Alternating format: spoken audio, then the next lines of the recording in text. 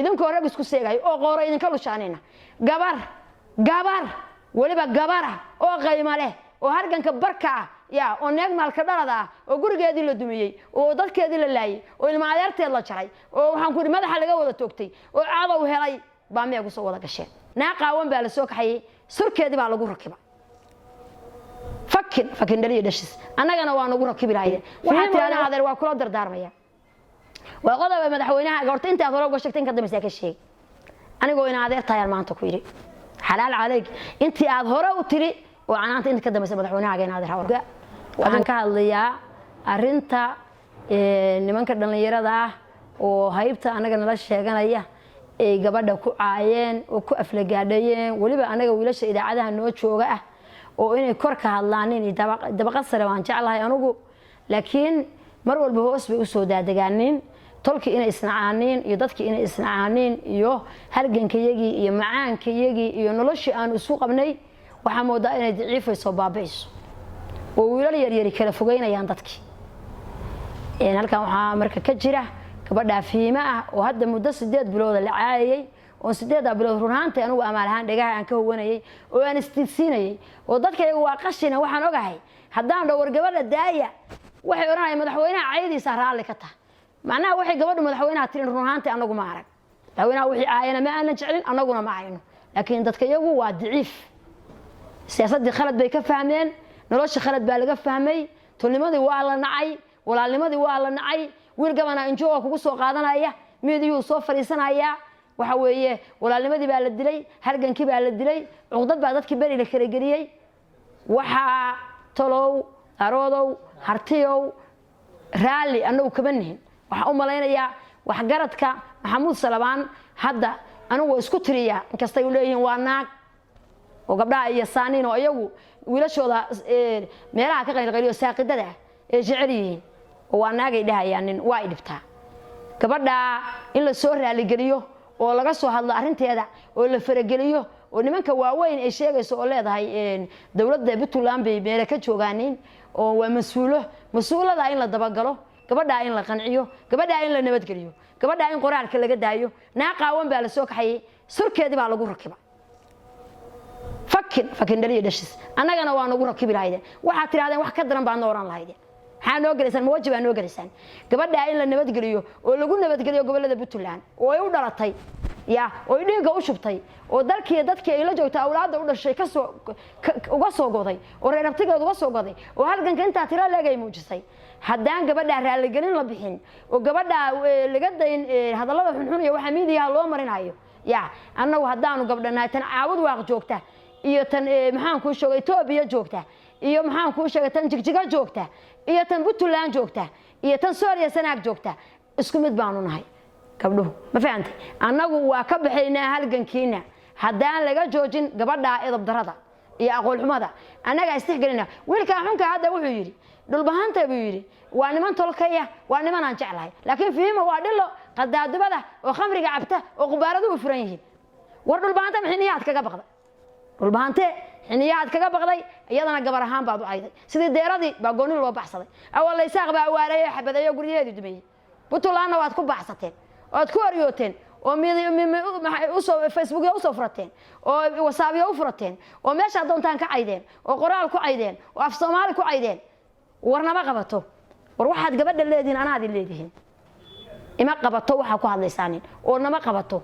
oo waxaas haddaan anigu u soo fariisto oo anigu abkiin iyo sinjadin iyo farcina maxamuud salamaan oo dabagalo wallahi inaydan meel dama ka hadlay laakiin waxaan diidanaa intaan hoos u daadago in cadow aniga iga keenshishaya daawadaanin waxa leeyahay ba aniga damirkaygu isin waay idinku rag isku seegay oo qoora idinka lushaanina gabar waliba gabara oo qayma leh oo harganka barka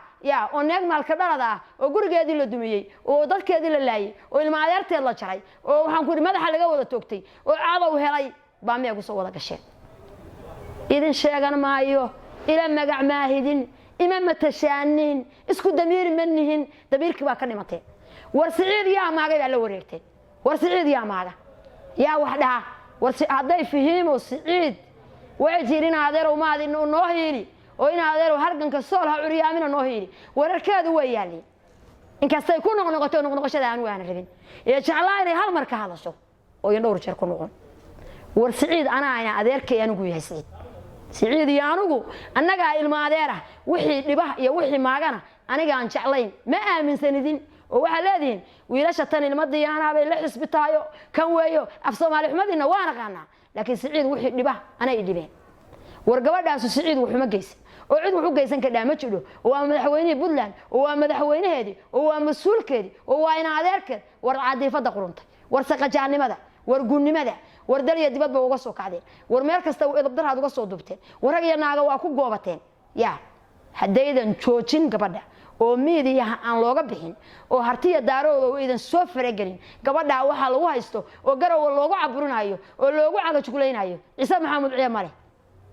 Ciise Maxamuud Ciimale dadka u cagajuglaynaya gabadha Ismaan Maxamuud bay awal ahaayeen caayay indhahayga ana saaray maanta xalana Umar bay sheegtay dhulbaanta caayana waa arkay ma fahamtay gabadha haddaan idab darada laga joojin daaradu haddaan laga joojin wallaahi billaahi tallaahi aniga fiimo iyo gabdhaha daaradu midna kaba maarantaan wallaahi ismaynu naqaan oo sheegan mayno oo waxna lama wadaagtaanin haddaan degdeg looga soo hadlin gabadha arinteeda oo loo safar galin oo wiilasha wasaqda ayo maxaan ku sheegay fayuuska raadinayo maalin bay guri ka galo maalin anagu naga gaaya maalin hawiyu ka galaya maalin saaq buu ka galaya qadiyada dhab idin ka ahayn haday qadiyadu dhab idin ka tahay fiima ma idin ahaydeen qadiyadu dhab idin kama aha ilma adeerayaan dhalashadu dhab idin kama aha ma fahamtay ma aha mid aad u dhalateen ma aha mid aad anigu u dhashay aan ku hadlay oo runa oo saxa fiima in idinku caaya cadow daawadaanin والله وايام درو والله وانا نصيب درو idinku caaya kulli ma ugu soo wada furtay in cadawgeedii daawadaan gabadha oo waxay inahayn dad baa qabay mur way ahayd reeray awlaad u soo dhashay intaas ay soo dhaqameysay sharaf bay leedahay dhilanimadu Puntland bay ku dhilowday gabadha walba dhilama ahay masagaalka bilowday Puntland soo qaxday bay dhilan noqotay mise kulligiina ka dhilaysataan baa rabteen maxaa rabteen oo gabadha idinkaga daadsan oo la idinka siiya akhlaaq ma lihidin edabna ma lihidin أسلوبنا مريهدين إذا كنا دول قادم مايو سجارك عبرات بعد إذا دقيسنا والله إذا دقيسنا ماي بالله إذا دقيسنا دبدا ما ينال إذا كنا دقيسنا والله بنكون معاك كي كمان كهالله يطلع ما أنت تطوب كي كنا واقع دوالة دقيس ومعاك كي فيهم وين هذا وكل در دار ميا